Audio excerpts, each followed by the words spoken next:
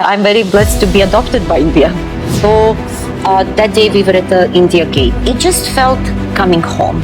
So if you have to, spot one difference between Bosnia and India. Cleanliness, if I can say, in terms of not inside the homes, but outside the house, on the street. I believe in certain type of Hindu gods, like they believe in Krishna or Vishnu or Radha. So do you have any god in mind that you believe in? We all look at the spirituality, or most of people look at the spirituality. Okay, I'm gonna go to ashram, I'm gonna sit in the ashram, I'm gonna meditate there, and I'm going to put the robes. I met Sonal Kapoor. My daughter was just born, and her first movie, Savaria, was to be released. Would you please train me for it? Because the release is to happen. Suppose I have to lose 10 kgs in next 2 to 3 months. What should I go with? Yoga, Pilates or gymming? There is the best exercise for it. You turn your head to the left, you turn your head to the right, then you turn your head to the left, and you turn your head to the right. Breakfast is not the most important meal of the day. Usually it is actually a brunch. So what do you think is the biggest misconception that people have about the wellness or fitness industry? No pain, no gain. That is a recipe for disaster. Deepika Padukone, what they have first thing in the morning is black coffee with the ghee in it. And that's a bulletproof coffee. Should we actually do it?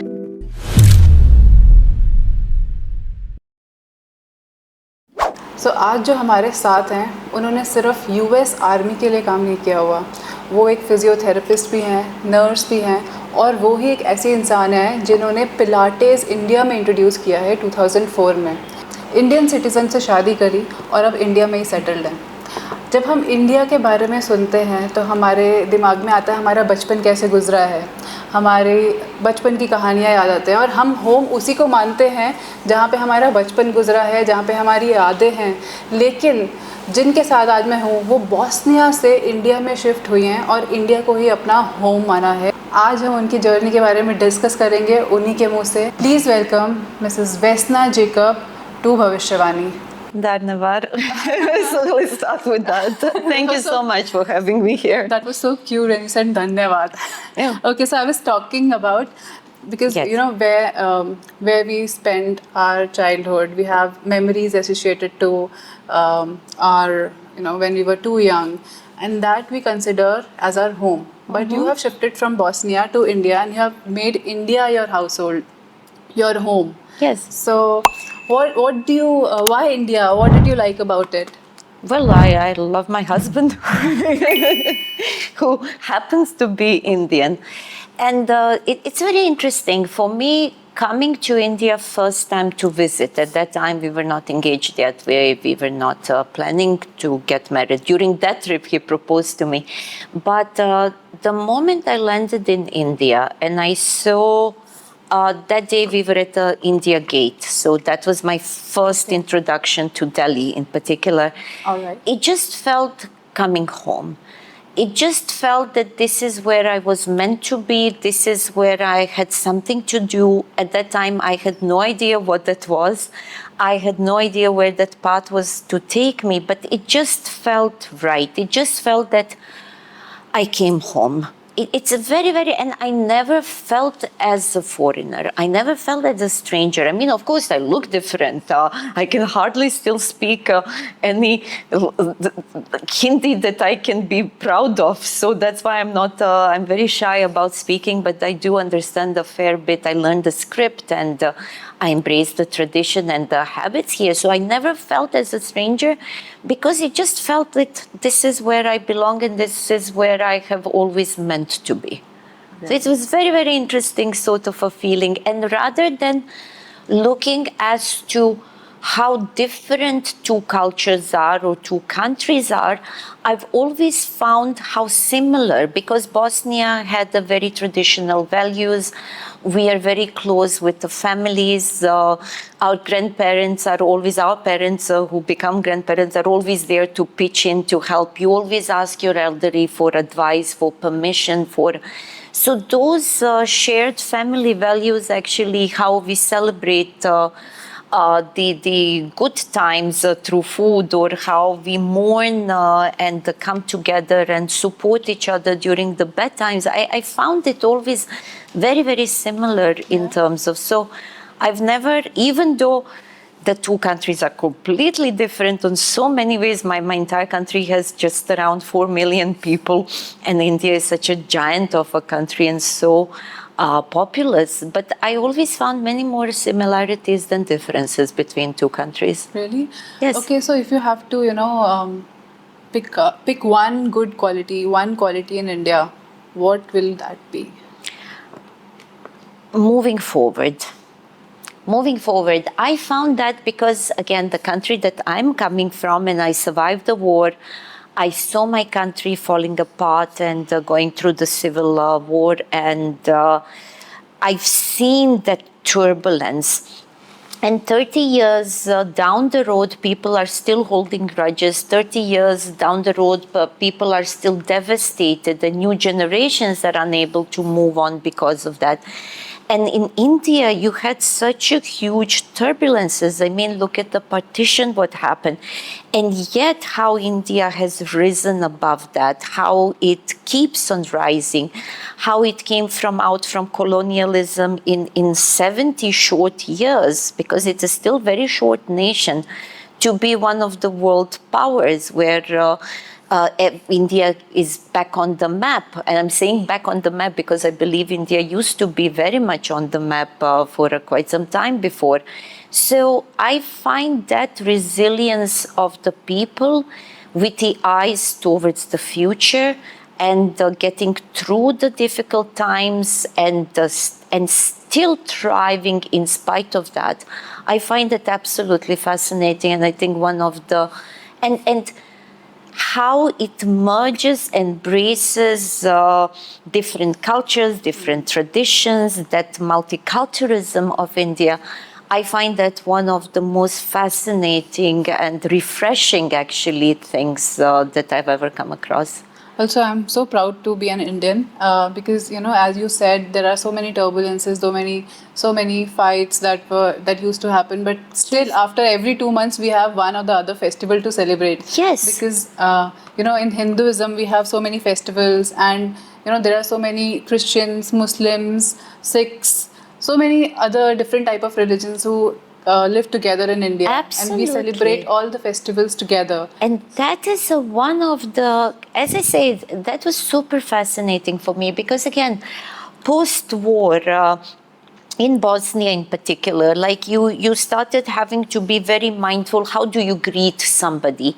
What holidays do you wish to people? What if they don't celebrate that holiday and God forbid you wish them that holiday? People would take offense. It's like, I'm not XIZ, right? And in India, it is completely different because whether I'm a Hindu or I'm a Christian, if somebody tells me Happy Dashera, everybody comes back to me and say Happy Dashera to you too. Or Merry Christmas to you too. And nobody is looking as to who is what. So I think that is one of the most important qualities of the country. And I'm, as I say, I'm very blessed to be adopted by India. Right. So if you have to, spot one difference between Bosnia and India, which you think Bosnia was better in this particular thing, what would that be? Sports? No, it's not. No, it's not. We're way too small to even compete on that. I love Bosnian food. I love Bosnian food because India has so many flavors, so much of spice, which is amazing. But unfortunately, my palate cannot take too much of a chili. So, and I think that is the one thing in common, that even when Indians are traveling abroad, it's like, that's great, but when can we have Indian food? And my daughter, who loves Indian food, even when we are traveling abroad, she was like, I can't wait to have my Indian food back. So, but yeah, I really like Bosnian food. But when you say what does one country has better than the other, I don't think that's a fair comparison, because it's like comparing apples and oranges, because the countries are completely different histories, different turbulence, different times of history, different geographical position, different geopolitical influences. So I have always steered clear from comparing to say, oh, my country does this better or India does this better. So to me, what I always appreciate and I wish that my country took more of is that tolerance and that embracing future rather than dwelling in past. And from my country, it is taking, I think, cleanliness, if I can say, or in terms of not inside the homes, but outside the house, on the street, the spitting or urinating on the street. So these are things that are really not, that is to me, it's like, there is no good time to do that in my mind, but like it's like 3 o'clock, somebody drunk out of their mind on the street. It's like even that is unheard of, that people are doing things on the road. So I think that would be thing that I think Bosnian people in general, one could learn from. And it would be so much nicer if we had a little bit more sanitary environment outside. Inside the house, houses are pristine and well maintained and clean and all of that. But it's that outside what is considered to do and to consider to be okay to do by comparison to Europe. I think there is quite a bit of difference. So I think through this channel, अगर आप ये सुन रहे हो तो please बाहर अगर आप urinate कर रहे हो या स्पिट कर रहे हो तो प्लीज़ अभी रुक जाओ, क्योंकि इंडिया को बहुत बेटर होना है. And I think that doesn't give a good impression if somebody is travelling from abroad, not just foreigners but Indian people also who are likes to maintain hygiene. वो अच्छा नहीं लगता देखने में, so please stop doing I don't think you need to be a European. I know all of my friends and the clients, nobody likes seeing some driver standing against the tree and peeing. So this is a thing I do not think. I think it's a difference in upbringing from the rural and urban area, because what goes in the rural population, I think, I think that is what it is. When people from the rural areas move to Delhi or Mumbai or Hyderabad or Ahmedabad or any of the Calcutta or any of the larger places, I think there should be sort of an educational course. It's like, you can do that in your village because, again, it's a more rural and more open and there is more greenery and trees. But when you come onto the concrete, into the city, these things should not be done here. So I think it is more because I do not know anybody who's grown up in the city to be doing these things, or that is looking, oh great, there is a people spitting Paan or doing that. Nobody likes seeing it. So, but I think it's a more of the misunderstanding, lack of education between the rural population that comes looking for migrates to urban areas for work, rather than anything else. I can't see any Indians traveling abroad doing that outside, right, because they're the ones that are not doing that in India either. So it is more, I think, disparity from the rural to, or migration from rural to urban areas. Absolutely. So you just spoke about Paan. Have you ever tried, tasted? I did. Did you like it? I like it, but I like only sweet one. And I will have it maybe once a year or twice a year, usually around this Diwali time or something. Otherwise, I do not take it. But yeah, I like the sweet one. I think Prince Paan is the one that we like. Okay, that is there in Connaught Place, I guess. No? They're in GK1 market, but I think they have a different places as well. Yeah. Yeah. So do you get Paan in Bosnia? No, nothing like that. Okay, so what is your favorite Indian dish? I like murg malai tikka. Oh. And I like, because again, every on and off I try to be vegetarian, but I'm coming from the culture that is a pure carnivores, and I'm in the family of strong meat eaters. So every now and then I switch to vegetarianism for a little while, and then at some point I get back, because it's like so almost impossible. Even though I prefer staying vegetarian, I prefer being pescatarian actually with the fish. So, but yeah, murg malai tikka I really like. I like paneer. Okay. So I like all preparations of paneer, but particularly Punjabi preparation with that cream. So that would be two. And I have a soft spot for few sweets. Like jalebi, no? No, that's my daughter's thing. She likes her jalebis. I'm not too big on that, but we have quite few similar dishes that resemble to jalebi. I like the barfis. Okay. I like kulfis. Okay. So that I like. And yeah, usually those around, oh, what is the name? Laddu, no? Or I like laddus too. So yeah, pretty much any sweet bring to me, I'll eat it. Okay. So do you think, do you feel that you have any experiences in India that has enriched your work, your professional thing? I feel I had to come to India to develop and pursue the spiritual side of my work. I think that was really important. Professionally, I feel that I have been given a chance because I kept on growing and educating and doing courses and conducting courses eventually. So, but I feel that it opened my mind to other possibilities of the other than the physical aspect of my work. So I think that has been a really invaluable experience here. Do you think being connected to spirituality has enriched your experiences in being fit or in your professional work like Pilates?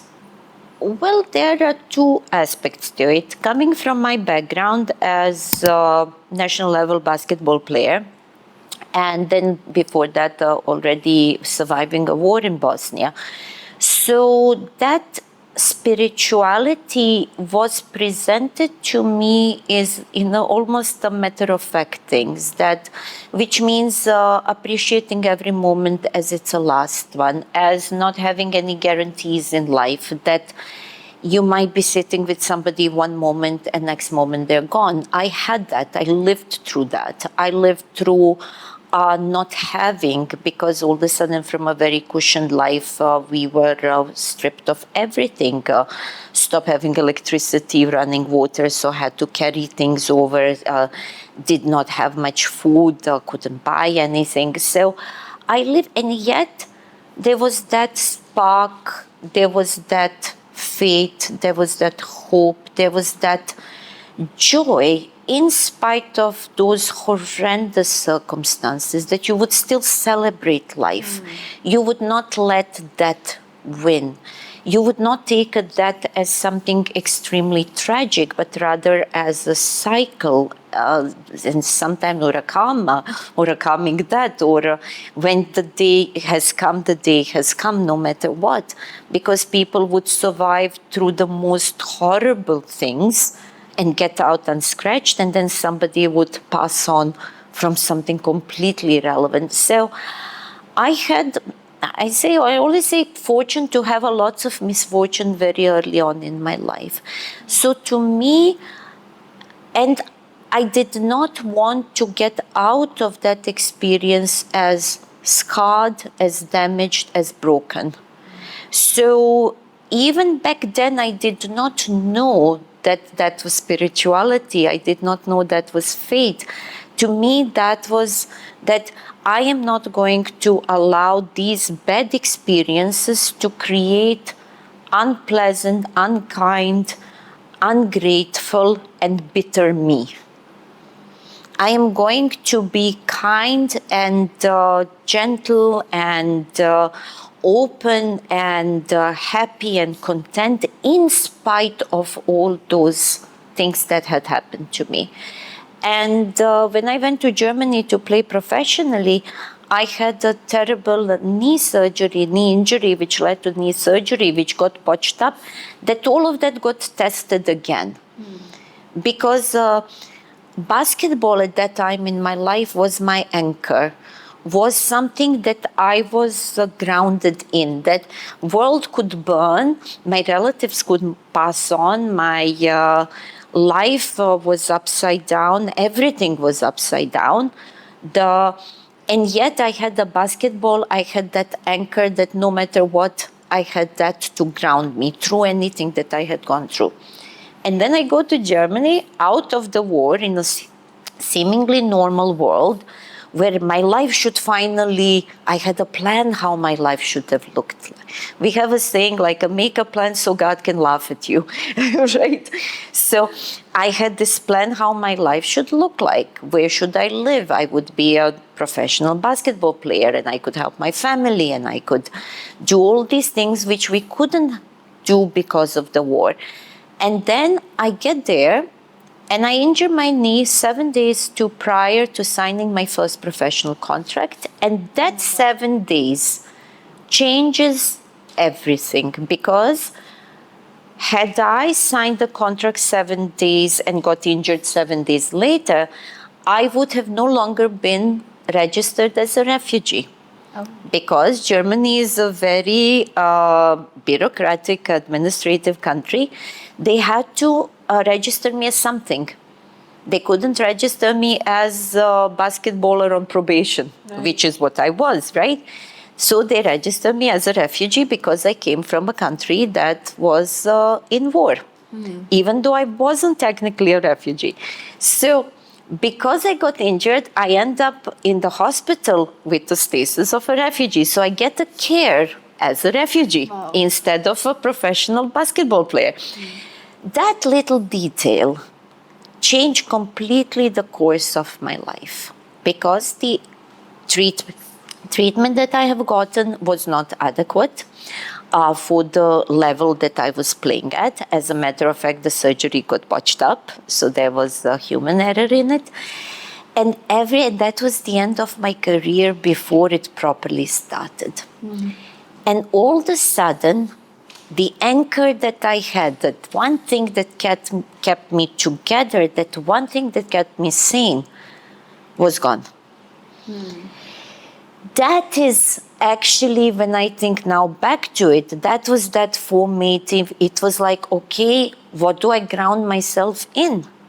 When the thing that I had been grounded of has been just taken away. How do I get out of that? How do I recover from that? So then I had a few months of doing everything I could possibly think of wrong. I started smoking, I started drinking, I started partying. I just wanted to be so disassociated. I wanted to be as far removed from the person I was, because it was too painful being in that skin and being in that vacuum. When I was told I will not walk again without a limp, when I was told that my career is over, when I was told that not only that, I will not be able to play even recreationally, that my life as I knew it was over, and I had no backup, I had no plan B, I had nothing. That was the only thing that I had in my mind. Then I gained around 30 kilos. Because I couldn't move, I was constantly in pain. And one day, few months down the line, I woken up feeling particularly bad about myself, my life, my everything. I thought that God had a real problem with me. It's like he's really picking on me. I say, how many things do have to happen to a single person at my age, and why? Why is this happening to me? How old were you? I was 18. So the war, everything was that. I lost, yes. I saw people dying in front. I lost the family members. I lost friends. The life that I was supposed to have was not happening. And then this happened. So it was just a very, very challenging time. And that is the first time I meditated in my life. Okay. So I sat down. I did not know back then that was meditation. I sat down and I was like, okay, what's going to happen? Where am I heading this way? And I sort of saw my life, how it is going to look like 20 years from that point on if I don't change anything. How angry I would be, how bitter I would be, how unfulfilled I would be, how much in pain I would have been. And I did not like the way that looked. And then a little voice in my head told me that I could get better, that I could heal, that my body could do much better in spite of what I have been told by up to that point. And I came out of that space. It was like awakening. And I was like, oh my God, now you're hearing voices. I said, there is a diagnosis for it. And I was like, okay, what do I do with this now? What do I do with this voice? What do I do with this vision of my life that I had? I can dismiss it and say that is just the nonsense in my head and continue. But I said, am I happy in this space? Am I happy where I'm at? And I wasn't. I was deeply unhappy. And I said, is this me? Am I living my authentic self? Is smoking really what is that I'm about? Is drinking what I'm about? Is partying what I'm about? Is that what my life is? For how long was it happening? This is few months. Few months. Luckily, I'm a quick learner. so it could have been like a years, right? But I kind of sat myself down and literally had a kind of face-to-face conversation with myself. And I say, okay, Vesna, what do you want to do? Everybody around you is telling you you can't do any better. Everybody around you is telling you you're not okay. But then I remembered that the moment I woken up after my first surgery, I knew something wasn't right in my knee, which proved out to be correct 6 months down the line when I had to have a second surgery. Because the fixers and stabilizer they put in the knee, they misaligned them and they were scraping the joint. And that was actually the problem that was co-created, which did not have to happen. It was just a necessary complication. But I knew that there was something wrong in that knee when nobody believed me.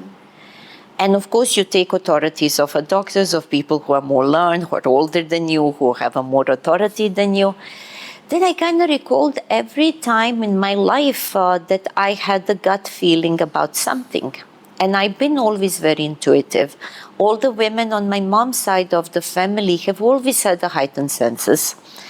It is just something that was never talked about, and it was always taken, yeah, that is what it is, and everybody has something, right?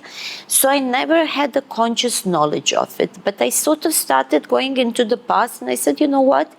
You always had that sense, you always had that gut feeling, but you never kind of gave it importance because by and large, at least in the part of the world where we have grown up and I have grown up, is that you're looking for the outside information, outside approval, outside, and whatever is that internal, it's disregarded as your imagination, as your whatever. It had to be kind of checked with the outside rather from the inside. So, long story short, I sat with myself and I was like, okay, do you want to listen to that voice? You can always get back to being miserable. That is not, nobody's going to take that away from you. That is always going to wait for you. Or do you want to explore if there is something to it? And that is how my life transformed. That I started following that voice. I started learning about the movement, about different exercising systems, about different, all of that trying to find a way if my body could heal, if my body could recover, if my body could do better. And then by and by over many years, actually, but that decision to follow that inner voice and not turn back on that voice is what actually transformed my life to be where I am today. And I've been following that small voice ever since. I think you are strong enough because, by listening to your story, I remember my own incident that happened. I used to play table tennis, and it was my state level competition tournament, and I was riding a bike. And on our way to the place where the tournament was happening, I met with an accident, and I got stitches all over my head, and I was rushed to hospital. And that day I could not play that tournament, and after that I never got the chance to reappear or continue with that game because because of the other things. I was into basketball also. I was playing lawn tennis also, and unfortunately, like one day before every tournament, like it was my state level basketball.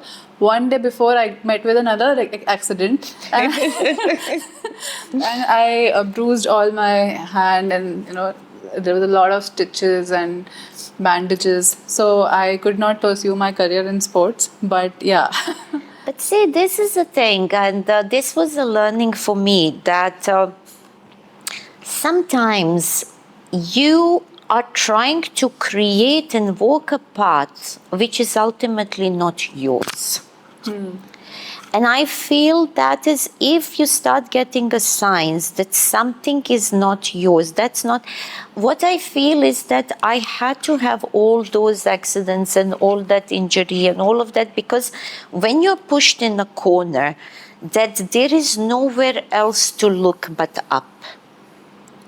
Because that is what I kind of understood over a period. Later on, so this is apropos what you were saying about when my body got much stronger and I recovered much more, I played basketball a few times and I could have pursued, actually, that was I said, could I maybe do some veteran league or something like the senior league or later on, right? Every time I would play, I would end up twisting something. And the funniest thing is I'm not prone to accidents. That knee injury was the very first injury I ever had. I never had injury other than a little pull here or there, right? So I would spray ankle or somebody would push me, I would fall down. And at one point I was like, you know what, Vesna, this is not your path. Your path has something to do with the movement, but you moving as an athlete in that sense, that's not your path. Your path is helping people actually who are going through that mental challenge of the body not being what it used to be, of body not listening the way, how to still live active life, how to still be able to do things that they wish to do in spite of what everybody told them, but of course with some modification, and how to be appreciative and grateful for the body you have in spite of its fragility. Because we all ignore the signs that the body gives us till we have injury. And then when we have injury, we want to heal yesterday. Yes. And everybody gets so upset and why am I? And then they get scared and then they get... And it's not that. It is like, okay, how can I ground myself in this fragile body of mine, give it all the grace, all the healing, all the time, all the patience and love, and know that body can heal, that body can get through a lot and can still thrive in spite of what might be happening. Right. So it is how to find that balance, and of course be very strong in your foundations, how to know how to keep yourself safe for the time to come, because once you're having vulnerability in your body, that vulnerability stays with you. But how do we work around it and in spite of it is what I teach people to do. So when we talk about spirituality, I'm myself a very spiritual person, and I believe in certain type of Hindu gods, like we believe in Krishna or Vishnu or Radha. So do you have any god in mind that you believe in? What is spirituality according to you? To me, I grew up in the socialistic communistic system. So where gods and religion was something that was not really openly, or it was talked about in a very academic way rather than as a faith. And yet I've been always drawn to the temples, to the mosques, to the churches, to the places of worship. But at the same time, I have always been drawn to nature, to oceans, because I believe, and then eventually my parents are Christians, which all of that kind of came a little bit later. But I have a lots of friends who are Muslims, who are Hindus, who are Sikhs. And I find that my personal belief is that all of that are just the different pathways to the same one. I believe that we all are worshipping the same ultimate deity. Now, I call it divine. I call it divine, but it can be called any name that one is connected to. But I also feel that religion is not the only pathway to divine. I feel anything one does with the full dedication, with the love, with compassion, which can be farming a land, which can be tending the sick, which can be working with hands, I feel that it gets you closer to that same divine. So I do not necessarily connect religion to the God as the only pathway, because we know what all lots of things are, because religion is led by humans. And as in this time and frame as humans, we are always going to have duality. We are always going to have a dark side. There is always going to be a bad apples. And we know what all crimes and criminal actions are happening under the umbrella of any religion, for that matter. This spirituality has also helped you in your professional success? It has. It has, because again, the way I'm looking at spirituality is that if you're looking our experience in this time and frame, we are having lower and the higher energies. Lower energies are not necessarily bad energies. They are energies of sustenance. They are energies of our procreation, energy of we have to survive, which means that we need to eat, to procreate together, to have substance, right? We consider lower energies much more tangible because they are more material in nature. It's a food, it's an object, it's a house, it's our environment. And it's very easy to get sidetracked, and to particularly when we are living in this competitive world. All right? The higher energies are energies of forgiveness, of compassion, of empathy, of love, of understanding, of embracing. And they're much easier to get ignored and to get pushed aside.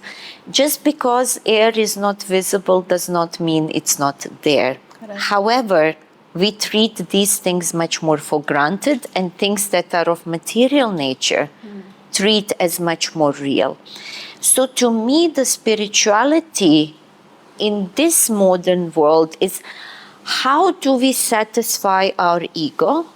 How do I live in this competitive world where I want to be successful, where I want to have a certain comfort in life, where I want to be able to provide for my family, and at the same time know that that is not the only thing that is there, that is not the only thing that is needed for my satisfaction. It is needed for my existence, but not for my satisfaction in the true sense of the word. What is needed that I know that this can change, that I know that this is not permanent, that I know this is not necessarily the only reality, that my soul also has its need, that my soul is much more immortal, that my soul is going to continue this journey. So that is understanding that is that I can deal with the failures with much more compassion and patience, that I can deal with bodily things, with illnesses, with breaking of the body, with injuries, with much more compassion and grace, and to deal with the terminal things that it's just the end of the stage. Right. Is not all there is. So yes, I feel it has helped me tremendously, because we all look at the spirituality, or most of people look at the spirituality, okay, I'm going to go to ashram, I'm going to sit in the ashram, I'm going to meditate there, and I'm going to put the robes, and I'm going to eat this food, and I'm going to live this life, and then I'm going to come back, and it's going to wear off after a while, and then I'm going to be that same human with all the flaws that I am, and then again I'm going to go somewhere. So to me, the true spirituality is how can I bring that into this life, where I know that I'm flawed, where I know that I'm imperfect, where I know where I have an ego, where I know that I have my shadow and my darkness. And in spite of that, and because of that, I can be the best version of myself. I can be much more forgiving and embracing, because I know I'm not perfect. So who am I then to judge anybody? Because I do not know their story. I do not know their background. I do not know their motivations. So to me, the true spirituality and what I try to bring into my work and working with the people is this empathy, compassion, non-judgment, and embracing. And then through that to say, listen, I've gone through all of that, and I've been told all that I have been told, and here I am. And here I am. And my body is falling, my body is manifesting, but at the same time, I know that this is gonna pass. And my soul is gonna continue on this journey. So that is how I kind of bring it into my professional life. For me, I think spirituality has not just helped me heal physically, but emotionally. Because, whenever I'm sad or not feeling good about life, and if I want something and then that thing I'm not getting, so that is the moment when I connect with the God or whatever powers there are in the universe. That is the moment when I connect with them the most, because when I'm happy I forget about all these things and I'm happy in my life. So do you think you should, do you have any stories that have actually deepened your faith into spiritual practices? I have many stories. Because I meditate every day, and as a healer as well, I also am medium. So I do get messages and I do have visions, and I use that to help people, right? But usually, now there are a few things here. We remember God when things go south, okay? Nobody is thinking of God when everything is right. Say, thank you, God, for my life. No, that's like, I deserve that. That is the ego thing that I talk about. And that's why you cannot take your ego and yourself too seriously either. Because again, we are flawed as the humans. We have duality within us. That's why we are having so many stories of fallen gurus, right? Because we thrive on power. And that is the moment we forget we are humans and we are flawed. Our ego takes over and then everything goes south. Right. So, and usually this was the one thing that lesson that I've learned. It was like when I started questioning, why now? Why this is now happening? How many things are going to happen bad to me, one after another, and all of that. And then I was like, wait a minute. I did not ask, oh God, why so many good things are happening to me now? Oh God, why are you showering me with so many blessings? Oh God, why are you making things align in my life so beautifully? We don't ask these things. Then what gives us a right to ask, oh God, why are you throwing bad things at me? It's not, that is life. And your character, yourself, your soul, your karmic debt is being paid off when you are down, pushed down. What do you do? What do you do with that? Because see, life is not this. Line, if your heart is this, there is no life. You're no longer alive. This is not life. Life is this. Life is this. Now, spirituality teaches you that whether it is all great, whether there is a huge storm, that you should be doing this. You should be in that center. I look at the spirituality as a house. That I have a house and I keep building that house, putting big, strong windows, curtains, making sure it's neat, it's clean, it's tidy, that I don't have things that are not necessarily open or rotten or broken. And that I keep repairing that house and keeping it. So when the storm hits, I might get rattled, but nothing comes inside.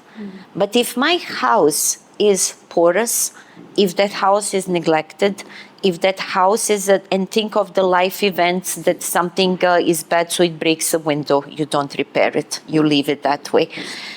Earthquake comes, few things stay open, you don't fix it, it stays open. So the big storm comes, all that rain gets inside and you get overwhelmed.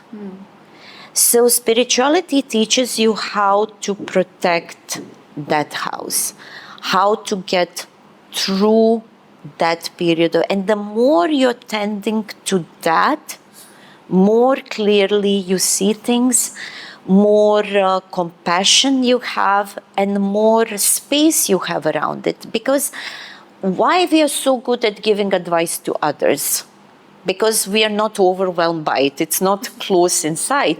And then when it comes to us, we're like, oh, I can't do it. I can't.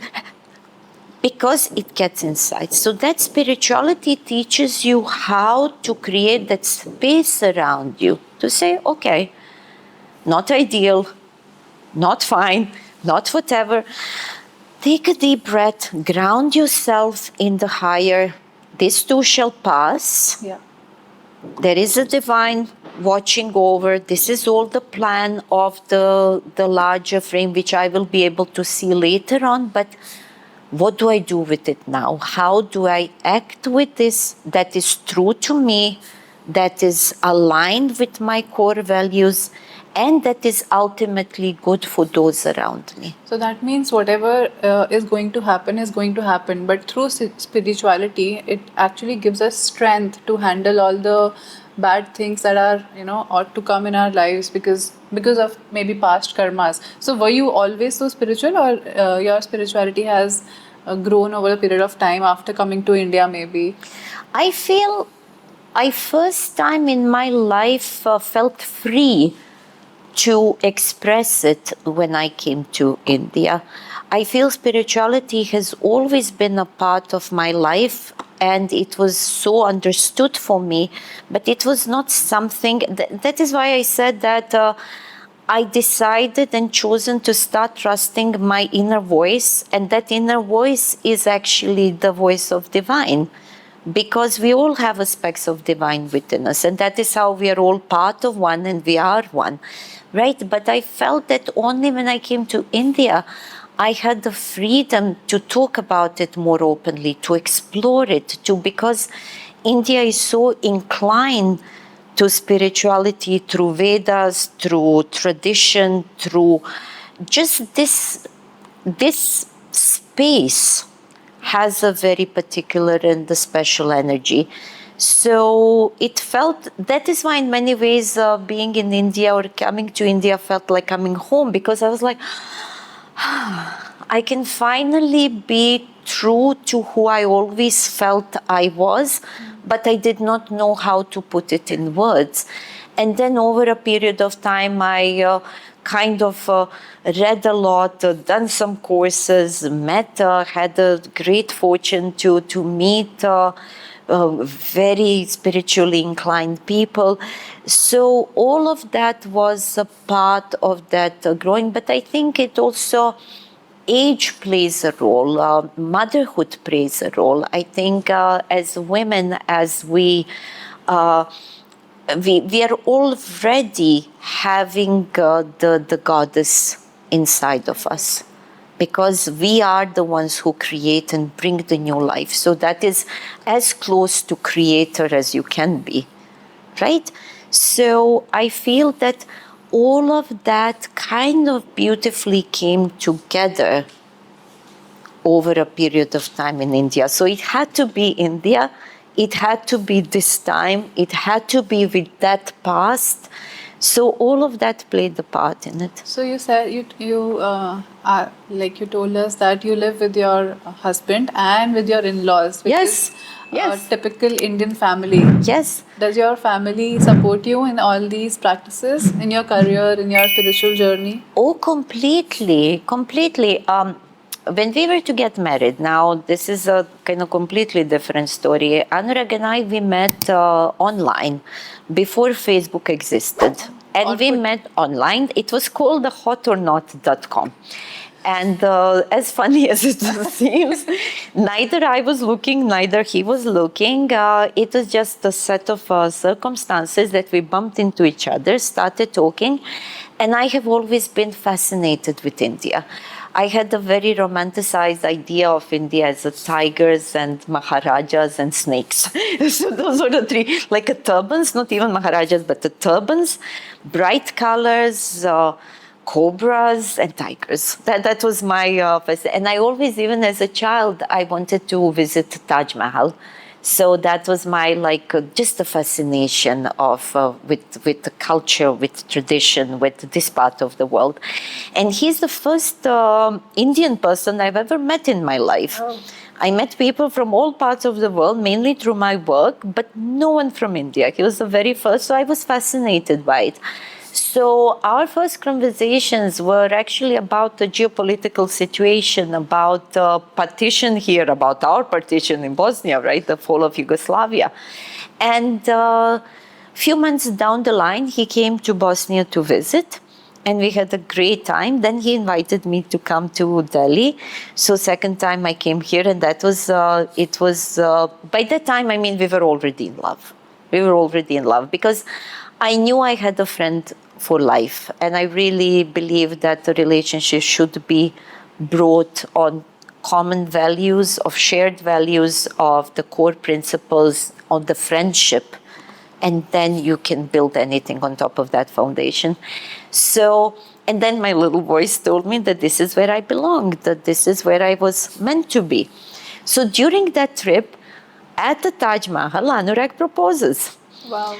And I was like, this is perfect. This is where I was meant to be. That this is where I'm going. So I wasn't even thinking. I was like, yes, of course I'm going to come. So we actually got married when we saw each other third time in person. Okay. For all I know, it could have been arranged marriage, right? And when we started talking about the living arrangements and what we're going to do and how is it, he's the only son.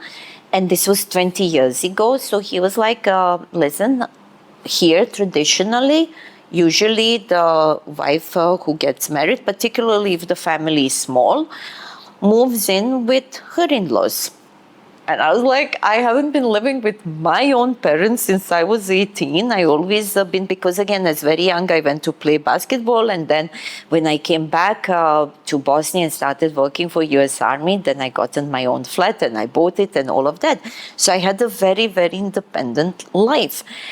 So I was like, okay, I said, that is very different, but it made sense because I was like, I do not understand the culture. I'm coming as open as I can be because I feel I belong here, but I know nothing about the culture. I do not know about habits. I do not know about people. I don't know anything. And does it make more sense to kind of fit myself into existing household where everything is already set and where everything is already working? Or I'm going to kind of be an oddball and try to set up my household in the country I don't understand. What will I do? What kind of work am I going to do? So I knew nothing. So I was like, yeah, of course. So it makes more sense to start this way. But I said, I want to have a conversation with your parents before that. I said, I want a way out and nobody to mind it. So he was like, what do you mean? I said, well, I want to sit with your parents and say, listen, I'm coming from different countries. You may like me, you may not like me. You may like my ways, you may not like my ways, and vice versa. And while I will do my level best to adjust and accommodate and do all of that, because that's the way I have been brought up. But, I do not know what I'm getting myself into. You do not know what you're getting yourself into with me. So I'm willing to try. However, if we do not get along for whatever reason, I want to be able to go and rent a place of our own, set a nuclear unit, and I do not want to have any problems by doing so. So I was very frank. Anurag was very open about it. He was like, fair enough. You're leaving your entire country. You're leaving everybody behind. That seems a reasonable thing to us. So we went to his parents and I was like, I want a way out. I do not want to have a problem with it, to say, oh, why are you and this and that. I said, it might be just the different lifestyles. It might be just different many things. And they were like, absolutely. He said, you have a full house. You have your own floor. You don't want to see us entire day. You don't need to see us. You can set up separate kitchen and living room. You do whatever you please. So they were very, very open to anything. So nothing has been either imposed upon me. I had the entire freedom, and it worked beautifully well, actually, because I never set up my kitchen. I never set up a second. We always had the meals together. They were always, they said, if you wish to work, you can. You don't wish to work, you don't need to.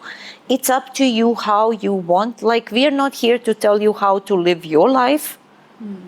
It's like we are here to support to whatever level, and I always had the deepest appreciation and respect for that. So we never had any issues, and now, after so many years, now they're 85, there is no way we would ever move out, because of course now they're coming to the age when they need help. Yes. And of course I'm going to be there for them. But don't you think when you get such supportive parents or in-laws or husband, it becomes very difficult to manage your professional as well as your personal life? How is it difficult for you to manage both? I feel one needs to have a kind of clarity what is more important to a person in life. Like, my mom-in-law always took a great pride in running a household. So I was like, okay, that is something that is important to you. You tell me what you need done from me, I'll do it, but I'm not going to mess with that. All right? Now, in return, things are going to be done the way she likes it, preferably. And of course, she's going to accommodate me up to a point, right? I cannot mind if things are not done fully my way, if I am going to accept somebody's authority. Or I'm going to say, hey, I'm going to do everything, I'm going to run everything, you tell me, then I need to be that person, okay? My work, my career, and my freedom to do this have always been on the larger priority than who's running a household. So to me, I was really appreciative that I have someone who likes doing it to do that, so I can do what is more important to me, which is actually helping people. So I feel many times, particularly young women, when they come into a household, oh, this is not done my way, this is not done that way, this is not... It's like, okay, take a deep breath and set your priorities in life. If that is so important for you to do it in a particular way, then you have to do the work and put your money where your mouth is. Usually people do not want to do that or get to that extent, but they do take, they will give themselves liberty to complain about. To me, it's about honesty. That if I'm going to be really honest, it means more to you than it does to me, then why would my ego get in the way and say, oh, I'm this or I'm that? It doesn't matter. How does it matter? It's a one unit. It's a one unit. And at a time in the future, when there is illness or old age or whatever, when I need to fill those with, then I'm going to be ready to do that with the same compassion, grace that I've been doing so far. However, in my personal case, my work, my career, this freedom to do things outside household have carried always me personally much more value in my life and bigger priority to be bothered with this, and that worked beautifully. So it was, so many things were going on. Your personal life, shifting to a new country altogether, then setting up your own studio. When did you get this time to write 2 books also? Like, you are also an author of 2 books, which yes, is Fit to Fight. Fit to Fight and Work It Out Without a Workout. I mean, when did you get time to do so much? With the help of my husband. Really? Now that is, I have one of the most, he's somewhere here, he should hear this. No, I have one of the most supportive husbands there are. Actually, to the point that he had put his career on hold and completely eventually changed his career so that we can build this business together. So, and this was that again, that was that mutual respect, because me leaving my country, my family, my parents, with whom I'm very, very close, to be here and build my life with him, he never took for granted. He was like, I'm going to do everything that is in my power to make what you want to do possible. All right? So he has been a stay-at-home dad when we had the child, because I returned to work very early on. Okay, my daughter still holds grudges about that, but that's a different story, because he would be the only dad with all the moms. But then he kind of learned, now that she's older, she actually appreciates that more, because it's like she has a mom who had kind of been very independent and had her career and is building her business, right? And then she realized that we were working as a team. It wasn't one way or the other. And so that was a thing that we kind of divide and conquer. Writing of the books, I would be dictating, he would be typing, because he types much faster than I do. I'm much more night person than he is. So he would, I would do, writing of the book would be happening between like a midnight and 3 a.m. So he would go to work to sleep earlier. I would do my concept notes and everything that I wanted to kind of put out. So he would then wake up, I would dictate, he would type till 3 a.m. He would go back to work, go back to sleep, and I would just then go through the spelling checking and all of that. Okay. So that book, both of books have been written like that. Because I have a full-time job, my hours are quite long. Like, we open at 7 a.m., we close at 8 p.m. I'm here most of the time, so it's kind of very long a day. So we still have a family, we have that family life, and then we still wanted to, but because of that, I didn't unfortunately write more of them. So, and I'm hoping to change that in the near future. So when you speak about India, India is more into yoga, or now gymming has started. How did you think of introducing Pilates to India? Like, wasn't it, too risky thing? Because nobody knew about Pilates before you actually introduced. I never thought consciously, I still don't actually, to say, is this the right move? I always do things that I feel are right. So that has been my motto for many, many years. As I say, I'm very intuitive. I work, I have a very strong inner guidance and inner principles, and I've always been working and doing accordingly. Pilates changed my life, and actually it is the philosophy of Pilates that changed my life. It was the first time ever that I heard anybody talking about body as a unit, because when we are talking even before, now things are of course changing, we are looking at the body as a set of limbs. So you have arm days, you have a leg days, and then you do 10 minutes of abs. Pilates was the first time in my life, and this was now 24 years ago, that I've heard of any exercising system talking about body as a unit. And to me, I was like, but of course it's a unit. I can't believe I have not thought of it before. How could I have been thinking of it upside down? It is the unit that starts from here It starts from the core. So core is the most important part of the body, and then it radiates out. Now, this is what I'm saying is about even a spirituality. It is the core that comes out. It is what happens here that manifests there. So that is how I jumped into Pilates, and that is what kind of changed my perspective, changed the way I look, the way I move. And when I got married, now this is another coincidence, because in Bosnia, when I was working for a US Army, my serious job was to be a translator, and I was part of security detail team of the commanding general of multinational division North. That was my serious job. So I was kind of as a security detail, part of security detail team and the translator.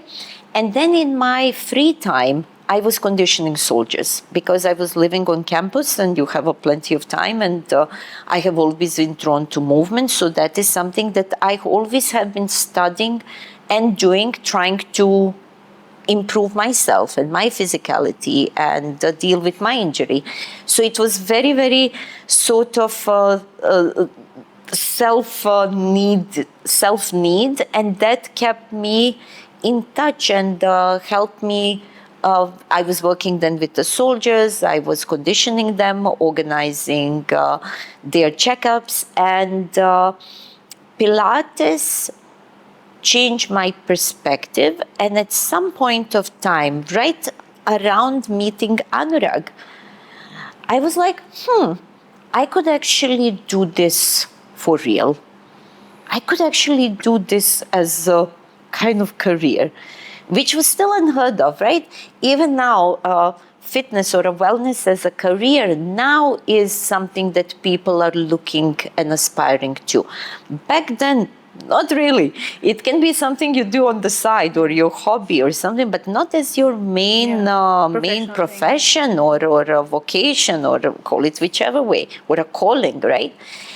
And I was thinking, you know what? I could really do this for real. I met Anurag, my life completely then went 180 degrees different direction, and I came to India. And my in-laws were super easygoing, and they were like, you can do whatever you wish to do, we are not going to tell you. And I was like, you know what, let me just get the sense of the country, and then I'll figure out what am I going to do.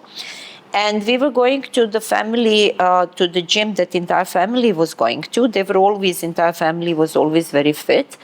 And back then there were only few gyms in the hotels. One of them was Samrat. Yeah. And maybe there were 2 standalone gyms in the entire Delhi. One was in Malchamag and one was in the GK2. So that was it. And we were in a Samrat in the Ashoka Hotel, and next to Ashoka, Surya, right? What is the name of gym was named Samrat, but next to Ashoka Hotel. So anyways, I was going, and everybody's using some equipment, and I'm on my mat and doing my rolling up and rolling and doing, and somebody comes and says, excuse me, what is that? What are you doing there? I said, well, it's Pilates. He said, what is Pilates? And I had no idea, nobody knew what Pilates was. I said, no, this is this amazing system, and this is what it does. And I was very passionate about it because I knew what benefits it had done for my body. And that is how few first of people who were going to gym, who saw me practicing, they were like, can you teach us that? I said, yeah, sure, I have nothing better to do. I mean, I have no job, I'm just getting my foot around. Then few family friends asked me, can you teach us? But we are not members there. Do you mind coming home? I said, no, I don't. So then they started getting results. So I guess they talked about me or in some context. So by the end of the year, I had a full schedule. So all of a sudden, that was my job. That was what I was doing. And because I would be going to people's homes, and in the beginning it was only people we knew, and I started driving very early on. So Anurag would actually And there were no Google Maps. There was none of that, right? So he would first time take me there, and I would write the notes, and I would make a little map. How do I drive to that person's case?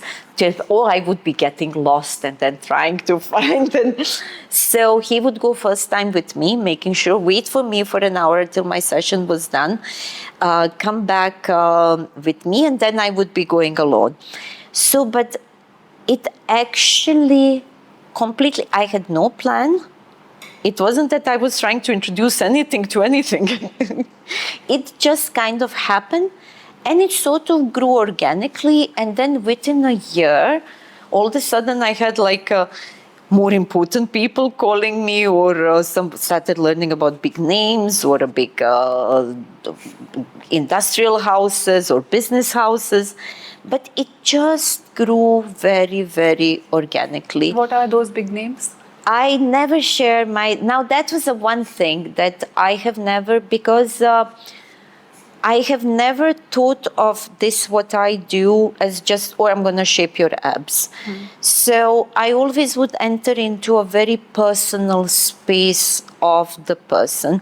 But pretty much over these 20 years, any big name from the telecom or a tire industry or a motorcycles or a cycle industry, political circle, designing circle from Delhi, they have gone through my hands one way or the other.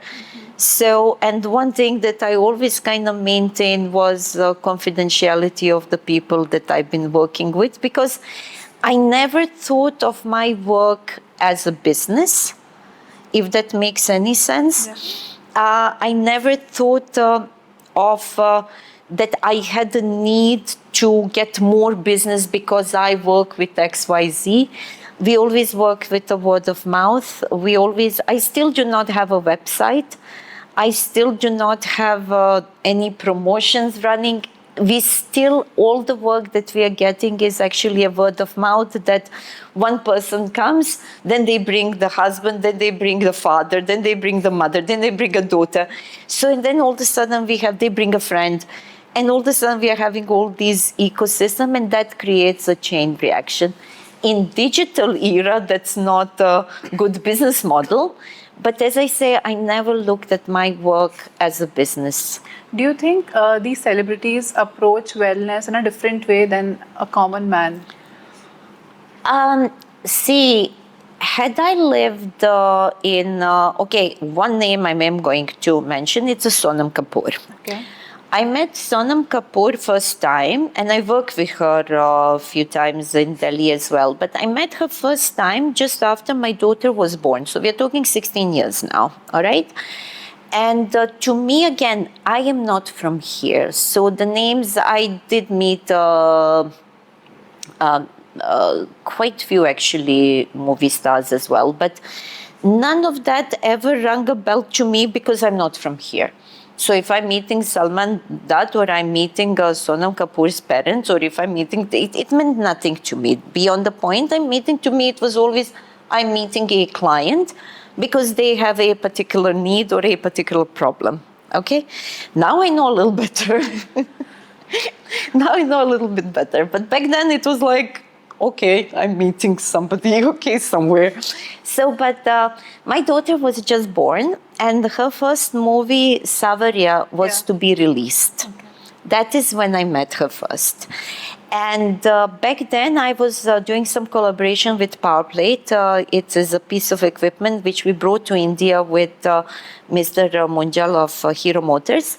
So we brought the technology here, and I was in charge of education because I'm always passionate about education as well. And that is how, because through their family connections, then I have met quite few people in Mumbai. I went even to Chennai to meet some of the movie stars there, because we were kind of talking about that and working with them as well. So she was like, oh my God, you're doing Pilates as well, and my movie is to be released. And she was super sweet, super nice, very down to earth. I mean, really, really lovely, lovely, lovely person. And would you please train me for it? Because the release is to happen. And I was like, but I would have to move to Mumbai for a little while, right? And the idea of leaving my baby behind on the account of the professional growth, it was not something that I was ready to sacrifice. So, and that is what kind of, it has always been my core values, my family values, that I have always put ahead of the business decisions, because I have never looked at my work as a business. So quite few, but so people like that, so that's why I'm getting to the point eventually. It is, had I been in Mumbai, had I been or taken that step at that time as a work business decision, and nothing wrong with the people who do, nothing wrong. That this is not, it just was not the right call for me at that time. So, but I feel that my business would be probably different, because people in Mumbai have always been much more self-conscious, much more self-aware, and much more open about the things they do and effort they're putting into their body. So in India, if you're thinking of the large and known Pilates names, they're all based in Mumbai. Why? Because of the connection to celebrities. Why? Because those celebrities also like to talk about what is that they do in order to look certain way. Yes. Delhi scene has always been much more private. That you're having your public face, and then you're having a private circle and things that you do, which include your health, your fitness, your healing, whatever that might be. So Mumbai is a different ball. Now, what I like to see is Delhi is catching up with that, because it's no longer something that is, and it gives me a great joy that people are investing in their health. And then, because whoever has influence, if they say, hey, I'm spending 1 hour every day, or 2 hours on my day, or I'm meditating 1 hour and I'm doing this and I'm doing that, I think they're huge role models, because a lot of people who do not have a knowledge or access, and they're just seeing a glitz, glam, glamour, and cars and this and that, and they say, oh, these people, this is all they are about. Without realizing that the amount of self-work, self-discipline that actually goes in the process to be as successful as they are in their respective fields. We also heard that you have trained Gautam Gambhir, Yes. who's a cricketer. Yes. How was training him? Oh, that was actually brilliant, because he came to me that year when he was to return to the cricketing career. And that was, he had a team of people. This was before he actually gotten into politics. So, and that's it. What you find on the internet, I can confirm. That's all I'm saying. But and he was very open about what he's doing and what, because again, it was also important for him. And we got him into. He was so focused. He was so passionate about cricket. He was so determined. So you could put him through anything, and he would just kind of say, okay, give me more. He would never say no, never say enough. It was brilliant. And we worked between my place and also his gym, which I helped him also improve and set this was in West Delhi, is where he lives. And that was his return year to cricket, after which his actually second career took over as a politician. Right. So, do you think training males is much easier than training a female? No. Training athlete, or somebody who has a mentality of an athlete. You see how I lit up? Yeah. Because I am an athlete to my core. And to be athlete means to know how to have a grace with yourself, Know that your daily failures are not determining the overall result. Knowing the value of hard work, knowing the value of rest, knowing the value of pulling up sleeves and working hard on whatever that might be. Okay, and working hard sometimes means holding yourself back as well, right? So just pushing more and no gain, no pain, no gain, it's the worst possible advice. It doesn't work like that. It means how can you be fully present in your body to allow it to give its maximum. And sometimes it means also holding back a bit so that you can do more, right? So I love working with people with that mindset, that there is no failure. Setback is not a setback, is a lesson. Injury is nothing, or a pain is nothing but a feedback that this doesn't work, that I have to find another way, and let's try something else if this is not working. Because what I specialized is how do we, because one shoe does not fit all. So doing one same thing with every single person does not work. And trying to club everybody in the same thing does not work. Why do we have so many exercising systems? Why do we have so many dieting plans? Is because we are unique. And something works fabulously well for somebody does not work at all for somebody. So my knowledge in all these different areas of fitness, where Pilates is one building block of that, but it's not the only one, where I have a physiotherapy knowledge, where I have a knowledge of yoga, because I'm also trained a yoga teacher, where I have a knowledge of animal flow, where I have a knowledge of a different movement patterns, because I'm also the functional applied science specialist, which means that I can analyze your movement and identify weaknesses and help you correct them so that you can exercise longer and safer. Okay. So to me, that is a toolbox. And we pick up different aspects from that toolbox for this particular person. And then we see what happens with the body. Body says, yay, we keep more of that. Body says, doesn't really work. Okay, let's move this, let's add this to it.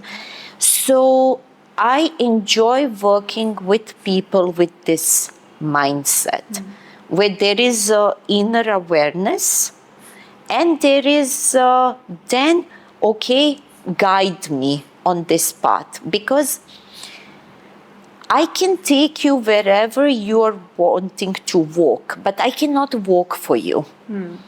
And if I'm going to call myself a true teacher, I need to explain you what is happening while you're doing that. So I need to give you all those information. I need to provide you, empower you with all that knowledge which you can use even when you step out from the space of me, because that is the true teaching, that you apply that knowledge in everything else you're doing. So then we can walk everywhere. But a male or female, I never made a difference to me. Suppose I have to lose 10 kgs in next 2 to 3 months. What should I go with? Yoga, Pilates or gymming? There is the best exercise for it.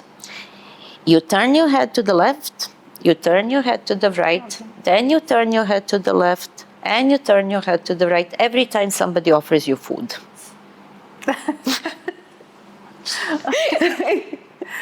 Because weight loss is created in kitchen. Weight loss is created in kitchen. What you eat, how much you eat, when do you eat? Then what are your stress levels? What is your lifestyle? Are you stressed, which means what is your cortisol levels? Then we have to plug the fourth aspect, the third aspect of it. What is your quality of your rest? How much you sleep? How deep do you sleep? How good is that quality of the sleep? Then it comes exercise. So losing weight happens. And then what is your emotional predisposition? Because some people, when they're stressed, they eat more. when you're under a lot more stress, your body shuts down and is not ready to let go of the calories. All right? And then we can do exercising wise. It is combination of things that you have to be active. You have to put certain amount of steps, which does not necessarily mean go to the park and walk for 2 hours. No, make yourself more active in your daily life.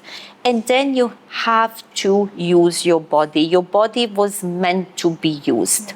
Now, what will you do in terms of a movement depends on what is your history, what is your predisposition, what is your knowledge of the movement. Then we can go into the type of the movement that is appropriate for you and adequate for you at this point of time. Because if you tell somebody who is, let's say, grossly obese, right, who do not have any knowledge of a movement, they have a history of a back problem, or go do aerobics and jump up and down because that's going to burn a lot of calories. It is half information. Yes, that burns a lot of calories, but they're ticking time bomb because they do not know how to move. They're already overweight. Their joints are overstrained, and they have a history of a back problem. That is a time bomb in waiting. They go do 3 sessions and they collapse with the back pain. They have a huge setback. Then they have to deal with pain, with injury and fear. Yeah. If you tell them do Pilates, in the beginning you just need to teach people how to activate the body properly. That can be a very lengthy process. It's not going to result in a weight loss immediately. However, in the long run, it is going to give the wonders. So how will you choose? So this is why I'm saying is that one shoe does not fit all. In order to give, you have to look at this entire array of who that person is. And then kind of work a plan that is sustainable, that is safe, and it's doable. And if you're in it, it has to be in the long run. Plus, I'm also a huge proponent of a water fasting. So I believe that everybody should be doing fasting in some shape, form or the other, because I feel that is the best way that helps our bodies reset, kind of give a little digestive break, and then we can kind of give a little shock to the body so body can actually switch on to another way of functioning. So if I want to lose 10 kgs in next 2 to 3 months, how should I start my day with? What should I eat first thing in the morning? You should not eat first thing in the morning. Let's start with that. Ideally, breakfast is not the most important meal of the day. Usually it is actually a brunch. In the ideal world, the best, what I personally like the best is to start your day with oil pulling. Okay. So just to put a little bit of virgin coconut oil and just spend around 10 to 15 minutes just kind of twirling it around. So that is a great way of detoxifying it. Coconut oil is refreshing. It has antimicrobial and antifungi effects. So that would be the first thing. Then you do a little bit concoction, which are the little shots that I make, which you take coconut oil, tablespoon, you take a bit of turmeric, you take some cayenne pepper with it, because to make a turmeric bioavailable, you need to add some heat to it, so cayenne pepper, a little bit of pink salt, a little bit of cider apple vinegar. Mix all of that, add a little bit of water, and you just gulp that. This is a great way which kind of kickstarts your metabolism. So it helps your body to work on a little elevated rate and to kind of get more out of it. You do this on empty stomach. Majority of people, in my experience, digest it quite well. Of course, somebody with ulcers and something, so that might need to be a little bit modified depending on the maybe quantities. And your morning practice, you should do your morning practice. So either before this little shot or after a shot, depending on your personal digestion. And your morning practice can be any amount of stretching or some yoga, some Surya Namaskar. It can be, I prefer doing meditations at night, because I feel what is the purpose of meditation? It is to kind of calm, to let go, to reset, so to me, you should be waking up calm and reset, right? That's the whole point of sleep. So meditating early morning to me doesn't really make sense. To me, it makes sense that I end up day so that I ground and let go of everything that has trespassed. I kind of set my intention on what I wish to get to, kind of reconnect and then go to bed with that energy, right? So morning practice, and only then have your meal. Okay. So because your body works on a little elevated rate in the morning, so why would you give it the energy right away if you wish to kind of lose weight? So you want body to kind of reach into these deposits, start already that activation, and then you add the food.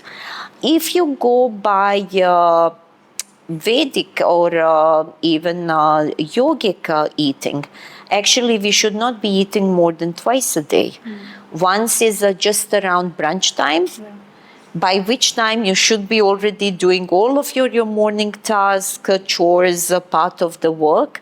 Then you have your meal, brunch time, so that is around 12ish, 11:30, 12.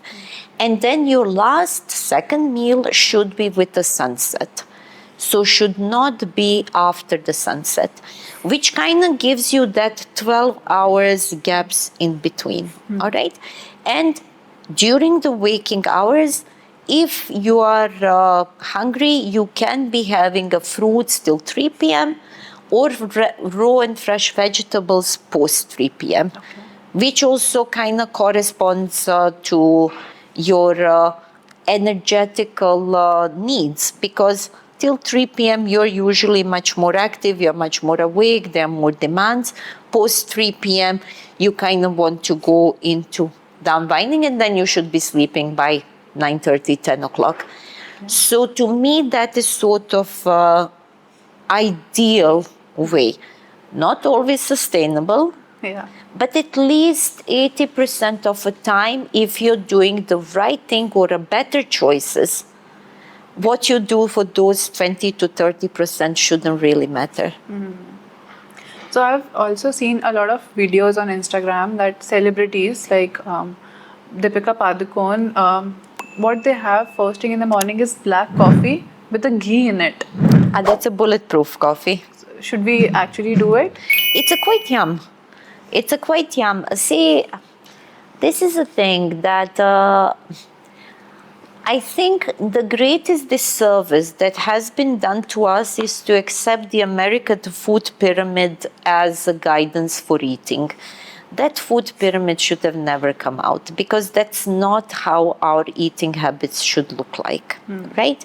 Bulletproof coffee has a few advantages. First, the caffeine increases the metabolism, and it should be particular coffee. It should be preferably even green coffee over a black coffee. It should come from a different sources, and then you add the ghee, which is clarified butter, which is excellent for the brain function and for the internal organs. See, we started shying away from fats, which is the stupidest thing. Our body needs certain amount of fat. However, there are different types of fats that are beneficial or harmful for the bodies. Purified butter or a ghee is extremely healing and beneficial for the body. So if you're starting your day with the coffee, first you're increasing your metabolism. Second, you're giving your body some fat. Two things happen. First, you're feeling much more energized because it is easily available energy. It's a very calorific, so it gives you a lot of things. It lubricates the digestive system. It can feed the brain as well, so it protects the brain, it protects the heart and internal organs. And then what it also does is helping your body burn more fat. Because there is a certain school of thought that that talks about that what you put on your tongue first sends the message to the brain that this is from where you should be taking energy. So even as a little biohack is before eating your regular food, 10 minutes prior to that, have something which is very high in fat content. So have a bit of a unsweetened peanut butter or a almond butter or a ghee or a bit of a coconut oil. So have a bit of that 10 to 15 minutes before eating a meal. So first you're gonna end up eating less because you're going to already takes 20 minutes from the stomach to send the signal to the brain that it's full. So it does that. Secondly, it sends the body a message that you should be reaching into fat deposits to burn more fat. Okay, and it's also lubricating your body, which is really, really good for the brain. Okay. So yes. So if you could mentor one person from the wellness industry, who would that be? If I could meet, Mentor, like Mentor. teach Pilates. whom I would like to teach Pilates to, everybody. Everybody. So, because I really feel that everyone can benefit from it. And just singling one person out, that would be my ego talking. That would be like my personal satisfaction. Who would I like to meet? So that would be completely ego talking. Or I would let my daughter choose whom she would like to meet. Okay. Okay, so what do you think is the biggest misconception that people have about the wellness or fitness industry? No pain, no gain. No pain, no gain. That is a recipe for disaster. That is the reason why lots of people get injured, because it's completely misused, misunderstood, and misrepresented. It says that no, if something is not happening, I need to push harder. I need to ignore what my body is telling me, and I need to go. It doesn't work like that, particularly if you have a certain vulnerabilities in the bodies, which are coming from a previous injuries or chronic illnesses or debilitating diseases.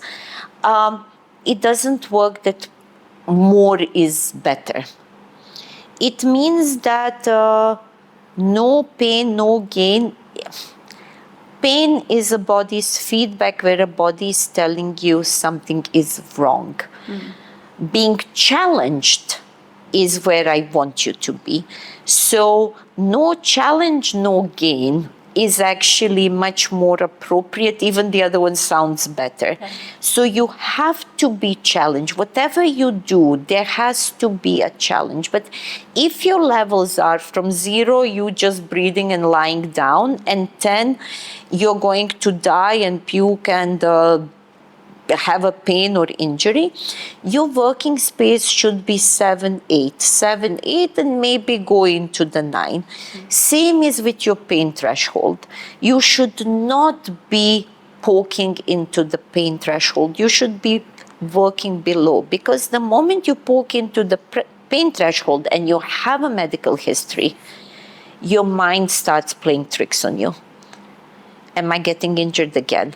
Am I going to be fine? How long is it going to take me to get back? Is it going to be like last time? Oh my God, have I messed up again? So it doesn't work. What works is no challenge, no gain. And the second biggest misconception is that somebody who is thin means equals fit. Just somebody being narrow or skinnier does not mean they're fitter than another person, because fitness is not connected to the body shape or size. Fitness has so many different components. It's, can you do what you wish to do with your body when you want to do it? That is fitness. And there are different levels of fitness depending on who you are. For somebody, can I play with my child without throwing my back? Is the fitness. For somebody is, can I scale Mount Everest? Is a fitness. So it's very, very individual. And if you have noticed, and that was something very interesting during Olympics, there was photography of all different male and female athletes wearing just undergarments and swimsuits of different sizes, shapes, of course, colors and genders. And it is remarkable. You can't say that none of them are fit. They're all fit. You have to be fit to get to Olympics, to qualify for Olympics. But how that fit looks for a jumper, distant jumper, or a vault player, or a pot thrower, or a javelin thrower is completely different.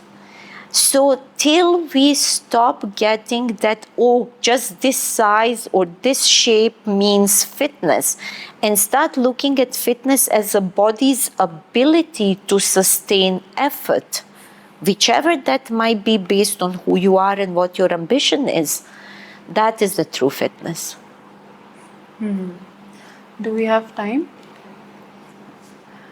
I think I can talk to you all day long. It was such Sorry. nice Sorry about that. no, I think I can. It was really nice, exciting conversation. Thank you. It was such an insightful conversation. But I think we are out of time. So thank you so much, Vesna, My for pleasure. being the part of Bhavishya. It was such nice talking to you, having you on this show. And Thank you so much for having me. I hope this video can inspire a lot of people, whoever is watching this. And we are now available on Spotify also. So please do subscribe to Bhavishya on Spotify.